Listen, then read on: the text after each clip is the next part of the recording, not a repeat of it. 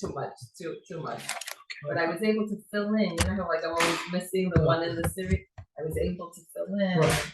Do you remember which Baldacci books you've read and which ones you I haven't? keep track. Really? Oh please, Yeah. I come We in. had I'm a very lot of organized. We had a lot of I Baldacci. keep track in my head. Are you kidding me? I'd be reading the same book home. That's what I did the first year. I bought like 3 copies From of the that same library in book. Tacoma, we got a ton of the Baldacci I books. saw. Yeah, but those I read by more. I They got went- one. most I got of them one. I got actually like went. 5 There weren't copies so of many the left. fix. I think. Yeah, but I did get one that I was looking. But I keep a list, and I That's I nice. should do otherwise, that. please. I tell myself I don't. will, but I don't. No, snap no, at that. I would never. Right. Okay, let's see. I get myself They all almost sound the almost same all to me squared at this away here. point. Yeah. This all the way down But I for a did, second. but I held Make myself sure this back. is So I'm set. gonna have you keep track of the books I've read. I could do that. Okay. I like being organized. I hope this was, yes, it was. It's in my It's nature. cold. That was I moved the glass. Are you up. kidding? Everybody makes fun of me, but I don't care. No, Otherwise, I it's don't know so what I'm sad. doing. I don't know There what you I'm go. doing. I don't That's a know. good idea. We're just starting this year. That's that. Whoops. And How's your father? Zillions of How's money. your father? We did Good. 10,337. So Amazing. I'm very happy. Yeah. I feel very happy. Yeah. all right. Okay, Tov. Okay. Lilu Nishmat Avigdor Chayavram Ben Ner Tzvi Rachalea Shama Shlevan Aliyah. Also, for Dove Katz, the name was added. It's Chaim Meir Dova Cohen Ben Yenta. And you'll see that in various announcements now. And he should have a refuah shlema with every single one of the meanings of those words. Okay, we have a couple more topics to finish off in Perek Bet, chapter 2. Mishne Hay ends 2 statements I want to review. One of which, let me just take this here because I'm going to need my phone here for 2 things. Let's redo this. Okay, so one is, it says near the end, V'lo hamarbe bischora machkim. Not everyone who is active in business is wise. Now, what does that mean? First of all, we're talking about before, which is about education. This first part of the Mishnah, we talk about the fact that a person who is a baishan, who's embarrassed to ask, will not learn. We talked about the fact that a person who is too strict should not teach. Often we find that that's a problem both in the teaching side and on the student side. And part of the job of a teacher, a good teacher, hopefully, is to encourage the questions and like explain to me what you don't understand, and we will do it again. It's the job of the teacher to explain it 100 times if necessary, as long as the student wants to learn. Then it says what seems to be completely disjointed. Not everyone who is very involved in business becomes wise. So we can just, on the one hand, very surface wise, we could say, is because the person is so involved in trying to make a parnassah, trying to make a living, that they're not able to really become wise in Torah. That's one. Another is, I don't need to meet the necessary quote from a movie, but Tevye said, when you're rich, they think you really know. There's an expression in Hebrew, it's actually Yiddish, it's whatever, it's called Bal Hameya Bal Hadeya, which really is Ba'al Hame'a Ba'al Hade'a. It's an expression which literally means the owner of the 100 is the owner of the knowledge. What does it mean? People think that the Ba'al Hame'a, the one who has the money, actually Ba'al Hame'a means 100, has the De'ah, he's smart. It's amazing how many people lose their minds and board meetings and committees, and they just normally outside the world are very smart and intelligent, and they walk into some kind of, whether it's a shul committee or other public that kind of thing, and they just kind of go a little off the deep end sometimes. But unfortunately, just because a person is very rich or just because they're very active in business does not necessarily mean that they're going to be someone who's also very wise. A person can be very good in business and be successful and still be a boor. We talk about that. A person's a boor, B-O-O-R and bet vav resh. So that's possible. So don't get blinded by someone's extreme success in one area and thinking that that goes all the way across the board, because it doesn't necessarily, it could be. I mean, I happen to know some people who are exceedingly wealthy, who are tremendous Talmidei Chachamim. I know tremendous Chachamim that have no money, and I know people who have money who don't know a single, you can't read Aleph Bet. So, and it goes everywhere in between. I think a lot of There you go. Person who has more money can sometimes have the ability to hire a teacher, find out more information, learn more.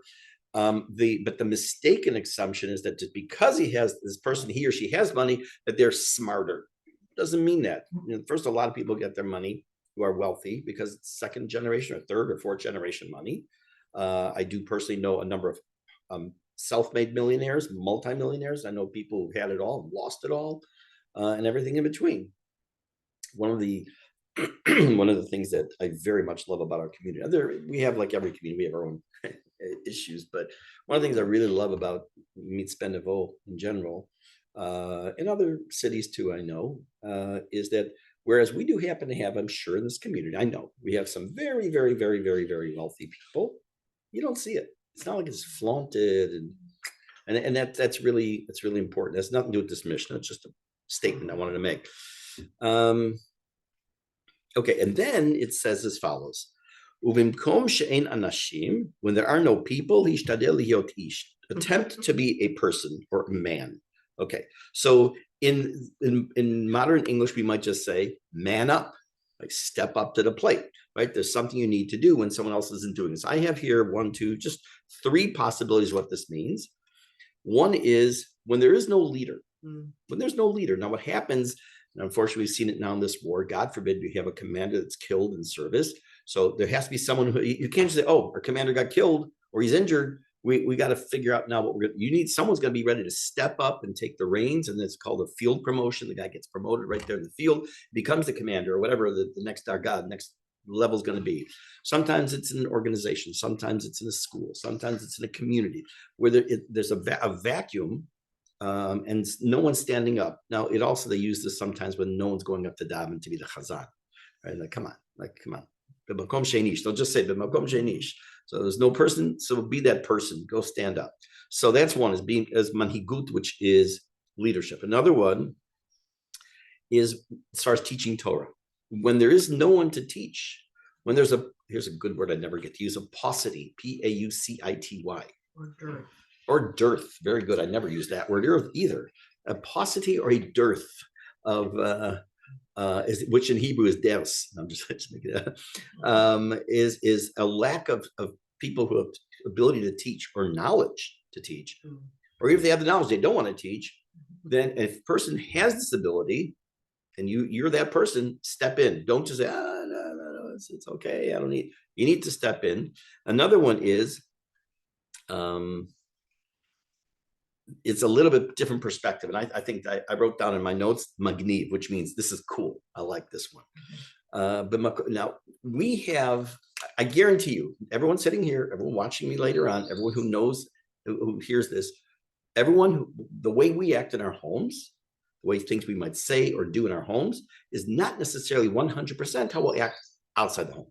It's just normal. We're a little bit more relaxed and free to say what we want, do what we want in the home. Doesn't mean we do bad things, just there's certain things we wouldn't do outside the house that we would do in the house.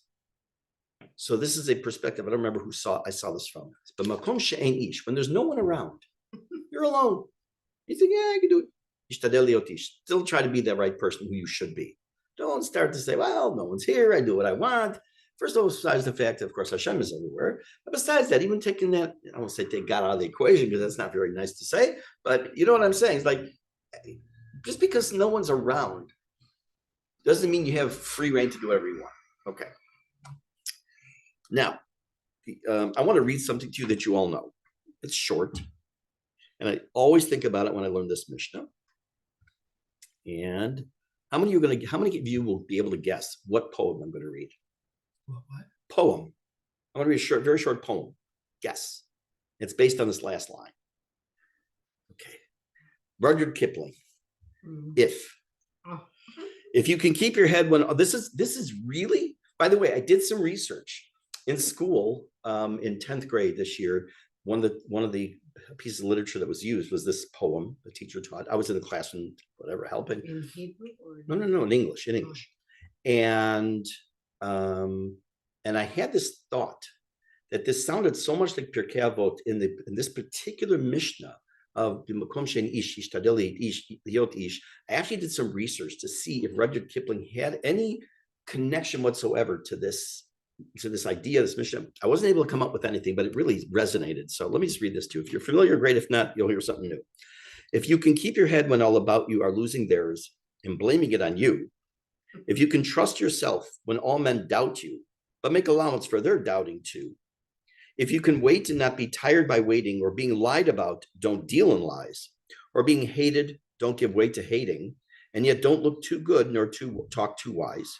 If you can dream and not make dreams your master, if you can think and not make thoughts your aim, if you can meet with triumph and disaster and treat those two impostors just the same, if you can bear to hear the truth you've spoken, twisted by knaves to make a trap for fools, or watch the things that you gave your life to broken and stoop and build them up with worn out tools. If you can make one heap of all your winnings and risk it all in one turn of pitch and toss, and lose and start again at your beginnings and never breathe a word about your loss. If you can force your heart and nerve and sinew to serve your turn long after they're gone, and so hold on where there is nothing in you except the will which says to them, hold on. If you can talk with crowds and keep your virtue, or walk with kings, nor lose the common touch, if neither foes nor loving friends can hurt you, if all men count with you, but none too much, if you can fill with the unforgiving minute, with 60 seconds worth of distance run, yours is the earth and everything that's in it, and which is more, you'll be a man, my son. It's that last line is the most famous of this whole poem, and which is more, you'll be a man, my son. And it really, you think about this, that this, and by the way, I actually did some research with Shakespeare, because Shakespeare did live, he was in the 1500s, if I'm not mistaken.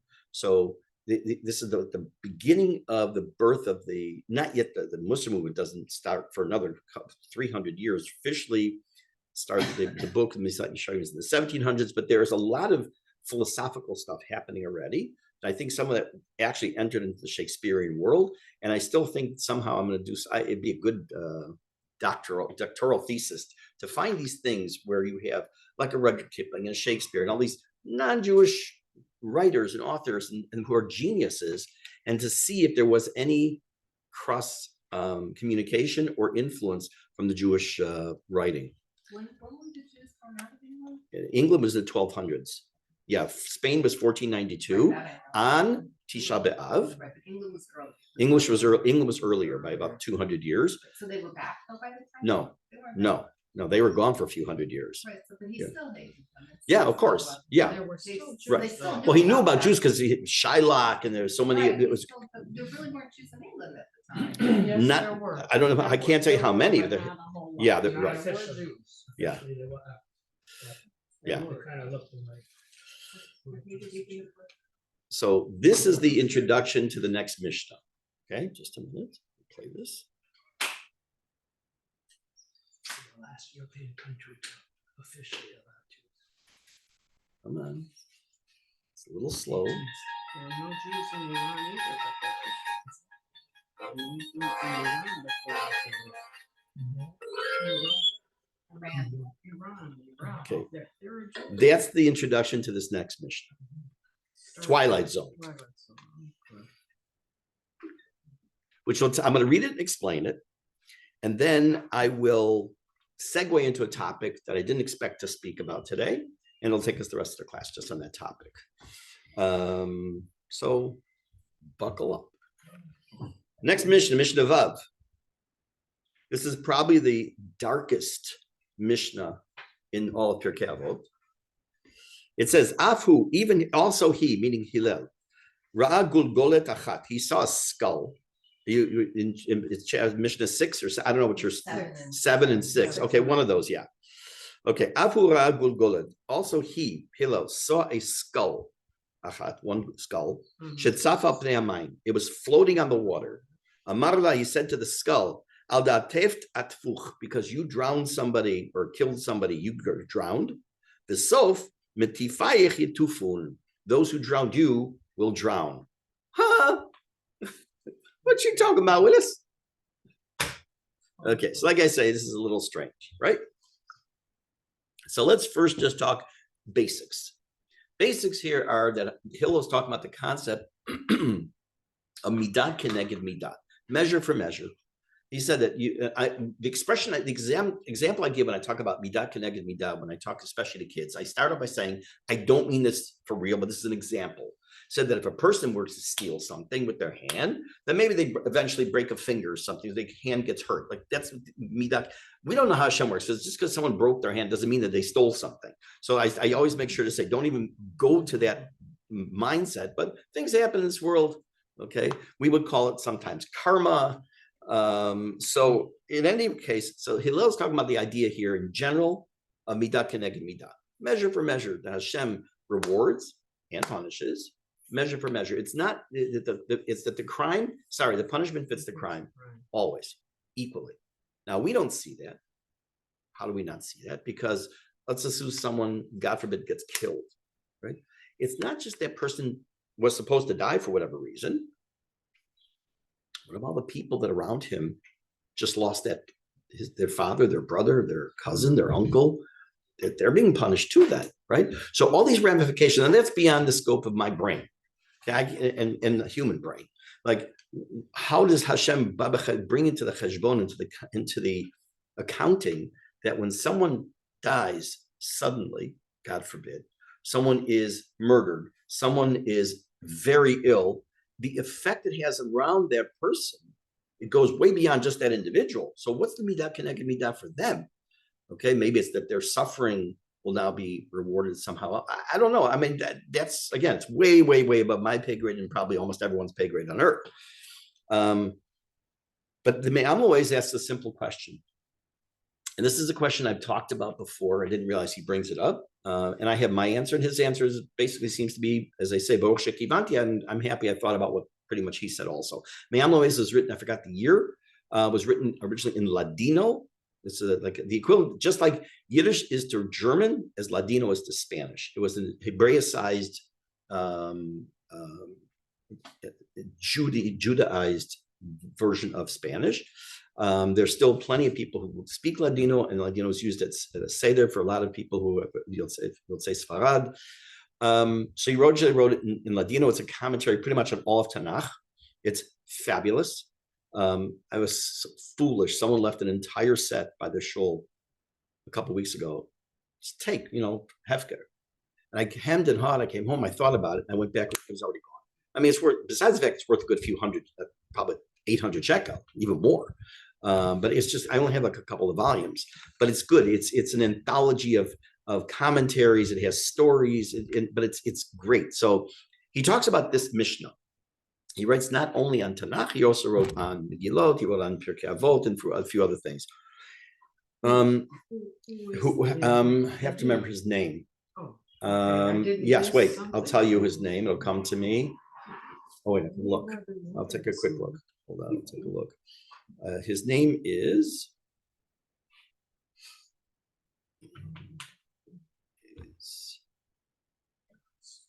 It's an Italian name, I think, or Spanish name. Oh, Yaakov Kuli. Yaakov Kuli. C-U-L-I in English. Judeo-Spanish. C-U-L-I. Yeah, Kuli. Okay, so he asked a question.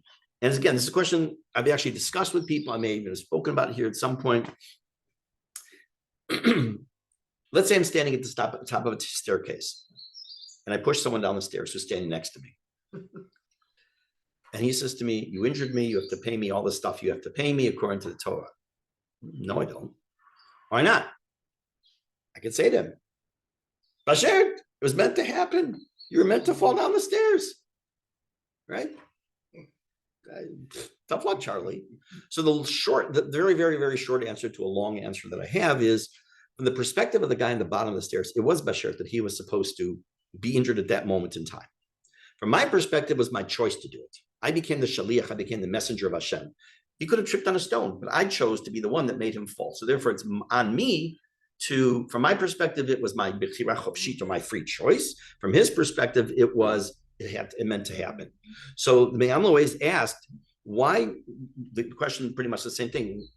Hillel looks at this. I love Shakespeare, so I keep thinking, alas, poor Yorick. We knew him well, Horatio. He's holding the skull in his hand. We knew him well, Horatio. Right. I tell you, just these two teachers I had, you talk about education, these two teachers I had in English for junior and senior. I don't know if you had Mr. Myers he was sophomore, he was fabulous. Junior was Shable, who I learned a tremendous amount of vocabulary from, which I'm forgetting because I can't speak English anymore. And senior was Mr. Saltzman, #1 top teacher, top English teacher. Anyways, and they definitely had an influence on me. Yeah. There they said, this guy's got a pulse, you can teach. So I forgot where I was going with this. You're at the top of the stairs. Oh, I'm top of the stairs, right. Someone Okay, down and you're right. now an age enough of Shem, Right. which I find very hard. No, that's okay. So there's Harbe Shluchim Lamakom. The expression means there are many messengers of God.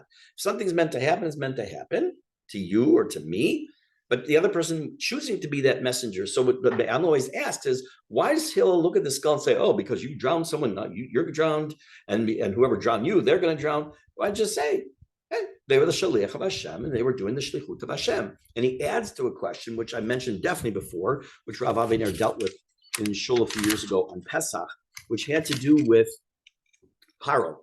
We talked about this a few weeks back, that why did Hashem punish Paro and the people was such terrible with all the makot and everything? All they were doing is actually what Hashem said, is that Hashem said in the Brit Ben Abtarim, in the covenant that was made with Avraham Avinu in Parshat Lech Lecha, where he said that you're going to be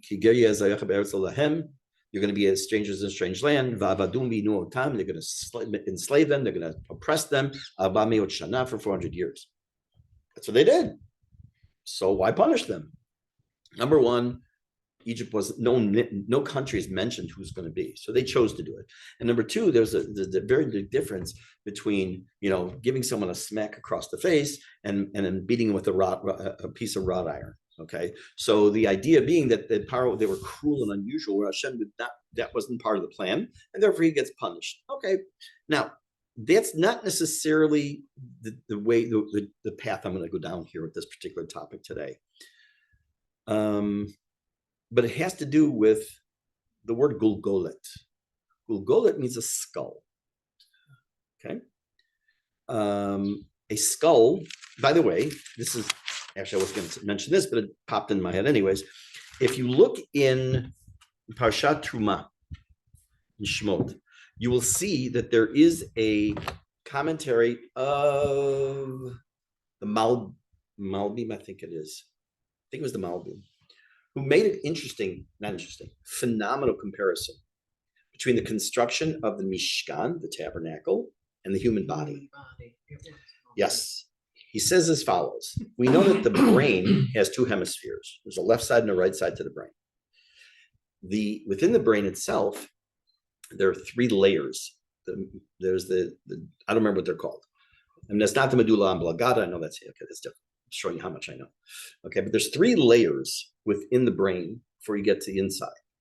And the Aron, the ark, had inside of it the 2 tabernacle, the 2 luchot, right, the 2 parts, and around it was a box, wood, a gold, 3 layers. So it's representation of exact representation of the brain. And he talks about the eyes and the legs and the arms, all the different parts of the Mishkan representing the human body. The Gulgolet, the skull, leads us to a discussion. This also goes back to what you talked about. Like, if a person something's meant to happen, it happens, and free choice and all this. There is a topic that some people either hate, they love, or they're ambivalent towards. I love it. I have one daughter who said, "Don't even mention the word to me," and that's the topic. What's called in English, fancy word, transmigration of the soul. In English, in Hebrew, it's called Gilgul Neshama. Gilgul Neshama. So there's a connection between Gulgolet, it's round, and Gilgul. Yeah, right. Okay, even though it's not the physical body that comes back. So I need to start from scratch on this, give you the general idea. And what I want to talk about for a little bit has to do with this whole idea of what is the Gilgul Neshama? What does it do for us? Number one, let's start off by saying what I'm about to talk about, not everyone agrees even exists. There are definitely great Gedolei Yisrael in the past who said nonsense. There's no such thing. What is the thing? in like one sentence is the idea. This, by the way, do not confuse it with reincarnation. Okay, we don't believe in reincarnation. We have a different approach. So the range of philosophical beliefs when it comes to the concept of transmigration of the soul, that the soul comes back after a person dies and comes into another person, ranges from absolutely, and it's a 1-for-1, meaning one soul goes into one person. Another possibility is multiple parts of souls enter a person. Another is that, and even to be an animal. And another one, majority say absolutely not. It makes absolutely no sense to say the human neshama would end up in an animal. And another one is there's no such thing as transmigration of the soul. So it's everything in between there. I will tell you, one does not need to believe. There's no ani ma'amin be'emunah shlema that there's such a thing as Gilgul Neshama, even though I truly 1,000 billion% believe it for many reasons. They say that sometimes this idea of deja vu is you're recalling a prior life. There's supposedly Gedolei Yisrael who have been able to sit with somebody, I would never want to do this, and be able to regress you to a previous Gilgul. And by the way, even if you don't believe it, if you say Kriyat Shema Lamita, and there are other things you say in the morning, you refer to Ben Gilgul Zeh, Ben Gilgul Acher, whether it's in this Gilgul or in prior ones. Okay, so we do use the words. Okay, so those who don't believe in Gilgul Neshama probably have a different take on it. You're going to ask a question. Yeah, Transmigration of the soul. It's not reincarnation. No, it's not. So it's different. Yes. But they both exist. I can't tell you if reincarnation I exists. mean, with somebody who believes that transmigration Does not necessarily mean that the same thing, because a person who believes in reincarnation could believe, first of all, it's the person who's coming back, and it could be it could come back as a candle. Spirit. Huh? It can't be a person. Right, it's a spirit. Right. Where do transmigration is the that's what I'm going to explain. I haven't really given. I'm going to get into particulars, but there is a very interesting, and I'm surprised. I came across an article. I translated it to English so I can use it. An article from Hidabrut. If you're not familiar with this website, they're a massive source of information. They're more geared towards Balei Tshuva, but it's for everybody. Besides, they also have stores, online stores of products you can buy, and they have Divrei Torah, and they have it's Rav Zamir Cohen. If you know who he is, he's a great speaker. Anyways, so I came across an article on this topic and translated it in English. But I'm surprised there's one source that he didn't mention here. There is a concept in Judaism we know that's called Yibum. Okay, there's the easiest Masechta in all of Shas is Yavamos. The easiest Gemara is the hardest. It's the hardest of the three. Three hardest is Yavamot, Eruvin, Nida. And this Rashi Tevot Ani, Ayin Nun Yud means poor. You realize you think you know something, you learn those Gemaras, you think you know you're poor in your knowledge. Anyways, what is Yibum? A man and woman are married, the man dies, and they have no children. He has a single brother that's a survivor.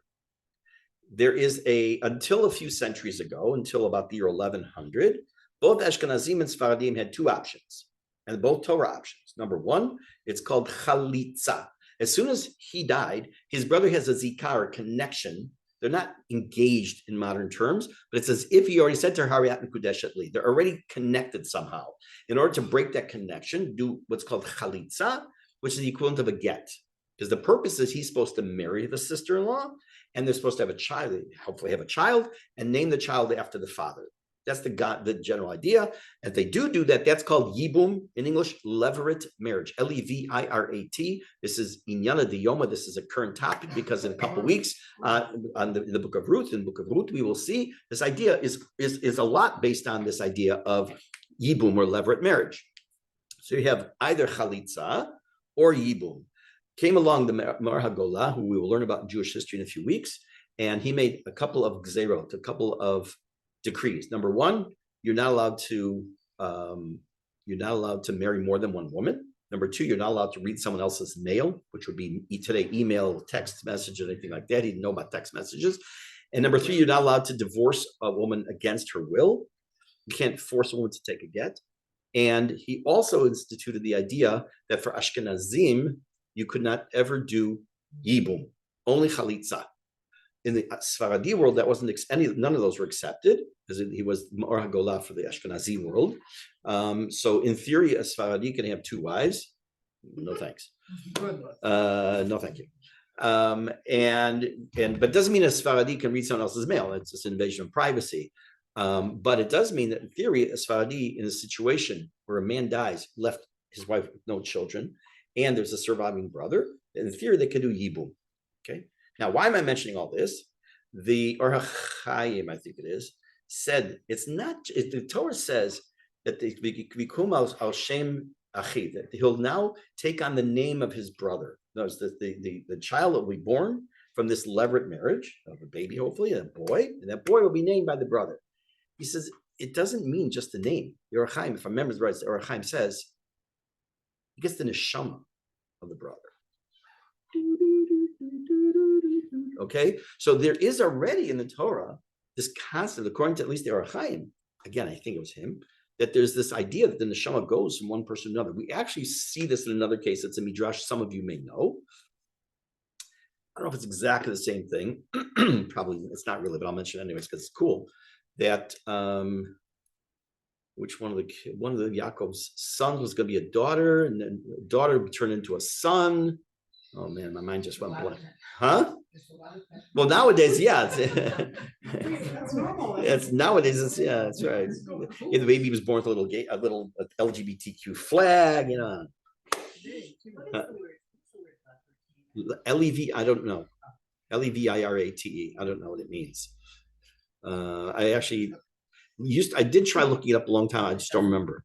Yeah, I don't remember the shoresh or where it comes from. Yeah. Yeah, Morenu V'Rabbeinu Harav, Google, the Admor from Google. Yes. You know what the term what? Agaon. You know the word Admor, you've heard it, seen it. It's actually Rashi Tevot, it's abbreviation. Aleph Daled Mem Vav Resh. Stands for Adonenu Morenu V'Rabbeinu, right? Which is like a term of our master, our teacher, our Rav. It's respect, and it's used usually in reference to in a Hasidic world. We talk the Admor from Kelm, the Admor from whatever. Yes. That's because the Rabavich Rebbe. They co-opted it. You'll see that on their kippot in many cases. So wait, I should put this on pause for 1 second so I won't say this on tape. Hold on. Hold on. Well, that for sure. Wow. Okay, we're back. These people walk alone. I'm sure they do. I'm sure they do. Let's see. Okay, so here's what I'm going to do. I'm going to give you, I think I'm going to do like this. Because what I need to say is about is, yeah, I know. I'm speaking for all of you, but yes. You mean about the idea that someone who's dead is the Mashiach? No. They believe he's alive. No, I have no problem with it. Say that Yaakov Avinu is still alive. What does that mean? My sister is one of them. Uh-huh. No, about transmigration of souls. Oh, that. Yeah. Yeah, you don't have to believe in it. But I find it hard to comprehend it. Okay, so I really haven't yet defined it. Okay, we'll just give it very general. So what I'm going to do, it's okay. It's okay. What I want to do is I'm going to give a few little bit of an introduction, a mashal, a parable, and then we're going to wait till next week. Yeah, thank you. I double checked. Thank you. And I'm going to continue next week because really what I have to say is going to take about half an hour. I don't want to, I won't be able to do that all right now. Okay.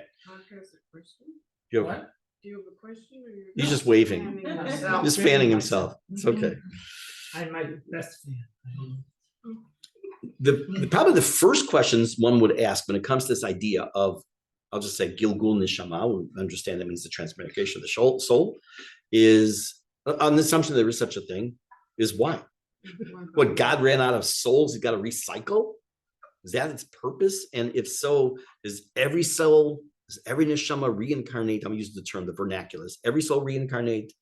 Does it stop the Gilgul? You know, like we have, by the way, here we have Rechov Gilgal. Why is it Galgal? Why is Galgal, which means a wheel, called that? Anyone? I learned this. This is fabulous. So a wave in the ocean is called a gal. That's a half a circle. Galgal is a wave plus another wave.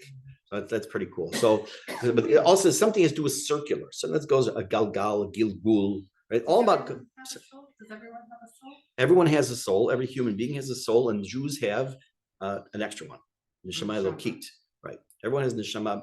Everyone has.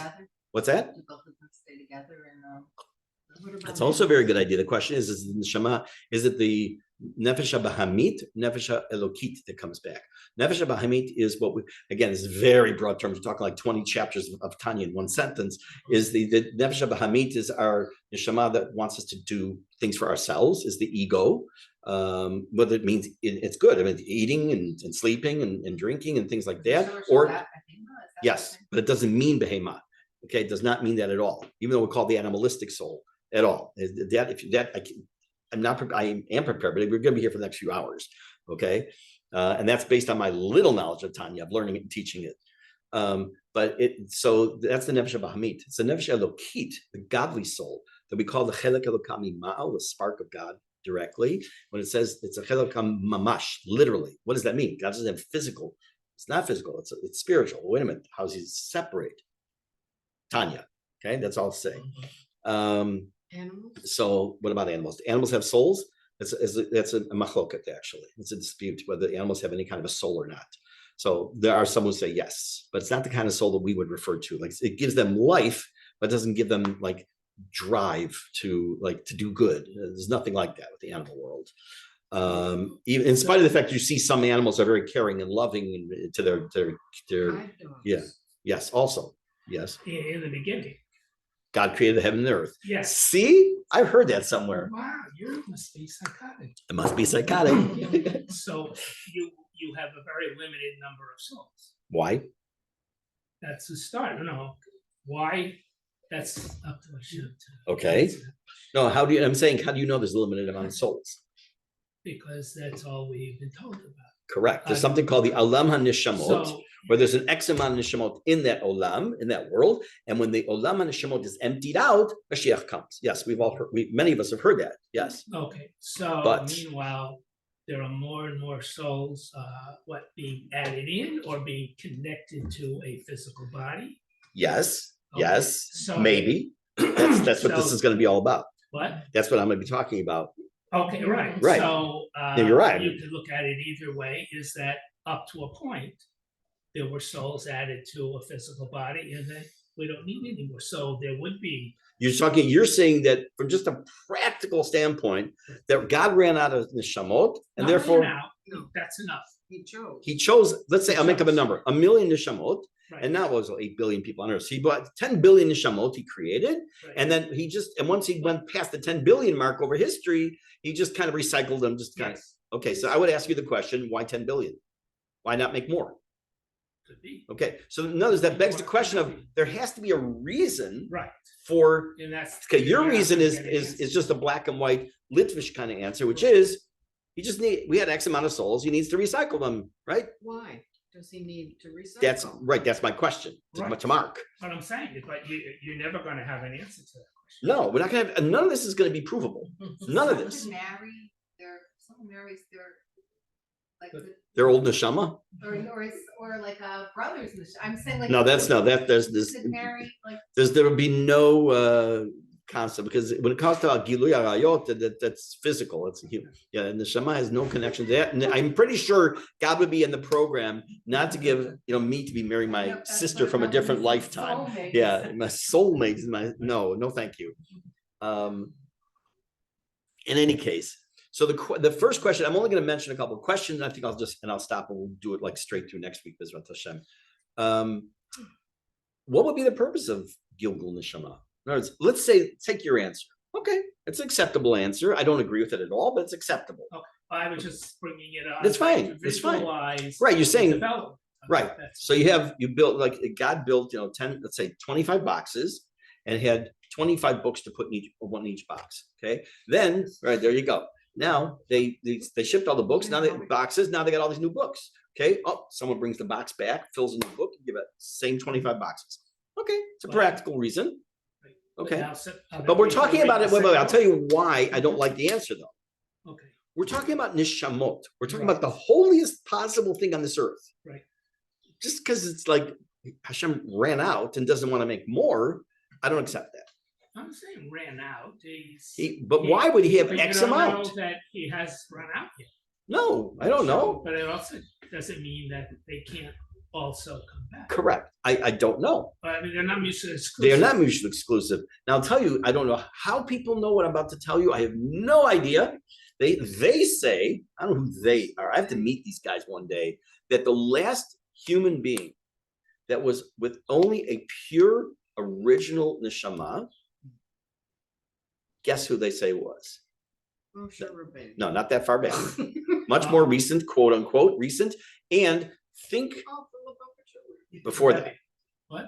Think this is more of a spiritual topic, right? So think in those terms. Very good. The Baal Shem Tov was they say is the last person who had a. How do we know that? I don't know. So, Maybe it's on his Tudat Zehut. That's so fine. Mark could come back as the Baal Shem Tov, and I could. No, be we don't come Miriam. back as the person. No. I didn't even explain. What does it With- mean? with We're not Miriam's coming back with soul. that. Wait. Let's. This I really want to clarify before we finish, okay? Because I haven't really touched the topic. When we talk about the soul coming back, we are not talking about their consciousness. We're not talking about that. We're talking about the soul. What's the soul? What is that? That's another problem. That's why I'm saying this is going to, and I really want to do this topic. And by the way, if people are not interested in it, it's fine. Don't come back next week and don't watch the video. It's fine. I have no problem with that. But people who want to, feel free. I love this stuff. Your Huh? Gilgul will come back. There you go. You have to come back. Now you have to, right? You don't have to come either. But it's the questions are like this: like, what is the purpose? First of all, is it a thing, as the kids say? Second of all, if it is a thing, what is it? Is it a one for one? You get an amalgam of neshamot. Do we get to choose? No, we don't get to choose. That's never in our hands. What is probably the biggest question on the assumption that we do get a Gilgul, we get a recycled neshama. Why do we get it? Does it have to do with, what does it have to do with our life? How does it change us? Are there different types of Gilgul Neshama? The answer is yes. There's even one I mentioned recently, which is called the Ibur Neshama, which I'll talk about next. It means a pregnant Neshama. It doesn't mean that the Neshama is pregnant. It means you become pregnant with an extra Neshama for a period of time. We know we talk about Neshama when we talk about Shabbat. Neshama Yitera or Neshama Yisera, right? The additional Neshama we get on Shabbat, which gets all the calories, by the way. You didn't know that. Is that something that's really, like, not to be a. No, good. It's Ask. real. Good. Right, it doesn't mean it's really, this is. Good. Okay. I love that kind of response. I'll tell you why. Because I don't like lemmings. I don't like people, it's right. Just because I'm saying it. That's what you're saying. Your objection of like, oh, come on, give me a break, is very, and you didn't use words, but it's okay. There's a list of people like the Ramban. I forgot who else. I don't quote names. I might be wrong. I'm making it up now. Like the Ramban. And then it said, nonsense. Okay. So you're in fine company. Okay. That's why I say you don't have to believe this stuff. You're a Okay. piece of their soul. And they're struggling with you right now internally. What do you mean? I'll show you what it is. Shall you say what it is? Yeah, Gilgul, right? I got your Gilgul right here. Anyone else? What? Puzzle. About what? I'm intrigued. Airplane. I mean, a jet. It's Fighter jet. okay, they're bombing Rafa. Yeah. Baruch Hashem. Ken Yerbu. But they They have to go planes around. few miles Are you away. anyone puzzled about what? The whole topic is kind of confusing. Of course it is. Oh, good. Oh, of course it's confusing. First of all, it's confusing because I only pose in little bits and pieces. And I haven't started to explain. Next week, Bezrat Hashem will be said in the proper order. I'll go through it to the best of my ability. Second of all, we're talking about something that's spiritual. It's not something it's not empirical. I mean, you can't say, look, I can prove this as a book. There's paper rights. Not like, it's like saying trying to prove God. You can't, but it's still a matter of faith, right? Tov. So we'll stop here on this very interesting, confusing, maybe doesn't exist topic. Good, me too. And I have to send the copy of this tape to my daughters. I won't see which one.